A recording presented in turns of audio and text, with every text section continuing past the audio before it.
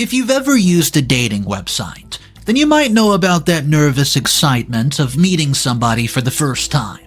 But after what you're about to hear, you might think twice about who's on the other side of that profile picture, because I'm telling you a story about a chocolate bar that saved a woman's life.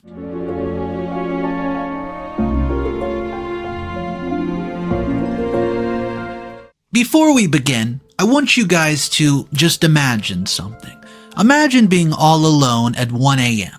and hearing footsteps in your living room, and when you go to investigate it, you find out it's somebody that you once had butterflies for, now standing in your darkness waiting.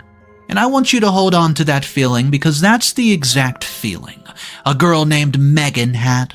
Megan, an executive 29 years of age, is curled up on her couch with her best friend Ashley, empty wine glasses strewn across the coffee table with Netflix on the TV screen asking that familiar question, "Are you still watching?" Now, Megan wasn't just dealing with the usual late 20s pressure. Her mother had turned every Sunday dinner into what Megan called the baby inquisition. 6 months had passed since her breakup with Eric, her boyfriend of 3 years, and her mom's subtle hints had evolved into not-so-subtle statements like, "You know, I'm not getting any younger, and neither are you and those eggs." That night, something changed. Megan, who was trying to avoid this for a long time, maybe it was the wine flowing freely or her best friend's encouragement in her head. Well, she did it. That night, she downloaded Tinder. Within minutes of creating her profile, she matched with a man named Gary. Gary's profile was perfect. Almost too perfect. 6'2", muscular build, successful real estate agent, volunteer at the local animal shelter. His photo showed him hiking, laughing with buddies, and holding a rescue puppy.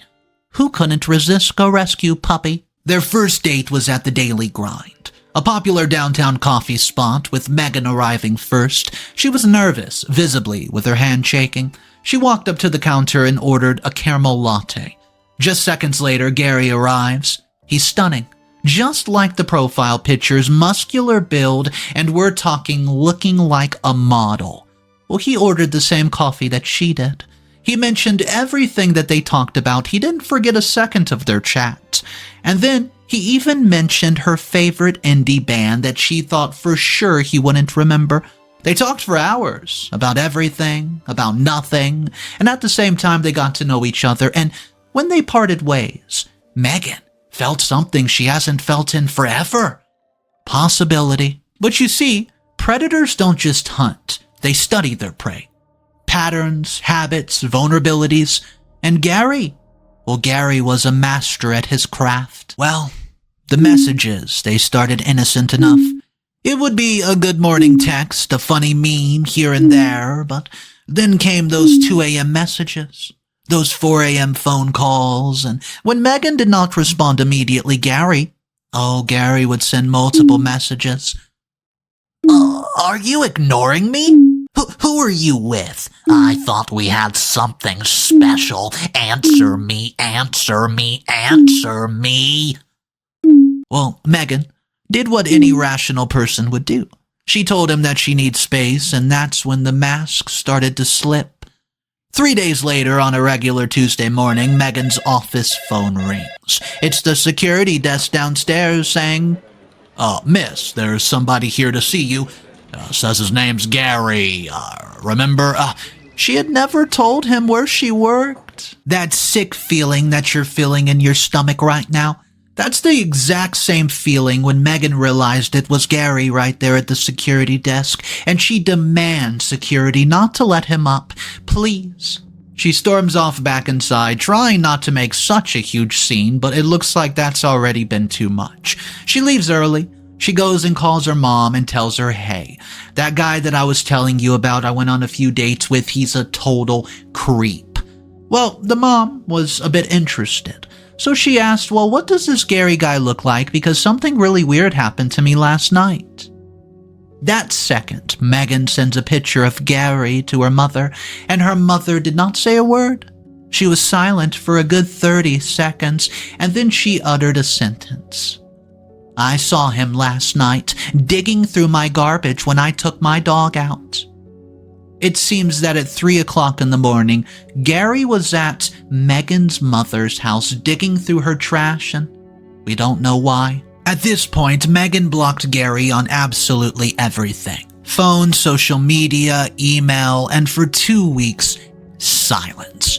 Beautiful, peaceful silence, but Gary, he was just getting started. The fake profiles start flooding in. Different names, different photos, but all with the same message. Why are you ignoring me? Gary. Her friends kept asking about that amazing guy she met, but how could she explain that this Prince Charming she once described him as had turned into something from a nightmare? And then came the night.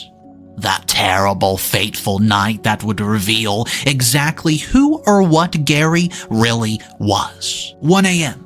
Megan is alone reading in her apartment on the 3rd floor, where she hears a very faint noise coming from her living room, like a scratch on the ground. It was so faint she almost missed it, but when you're a female living alone, you start to trust your gut instincts, and it's a good thing that she did. She reached for her pepper spray, a gift that was given to her by her father. She'd always considered herself paranoid until now for having it. The hallway to her living room had never been longer. Each step felt like eternity, walking deeper into a nightmare. And there he was, standing in the dark living room, illuminated only by the street light, filtered through her curtain. It was Gary, but not the Gary from the cafe. Oh no, this Gary, his eyes were different. They were cold, empty. It was like looking into a void. Sit down. Do not scream. Do not say a word. Megan's body moved automatically, sinking into her couch, her pepper spray trembling in her pocket. What happened next was so strange it was almost surreal. Gary starts pacing back and forth like he owns the place. He picks up a chocolate bar from her kitchen counter and takes a bite, while looking her straight in the eyes and says some pretty menacing words to her which made her blood run cold. I thought you were different. I thought you were special, not like the others, not like the others. I don't want to hurt you, like I hurt them.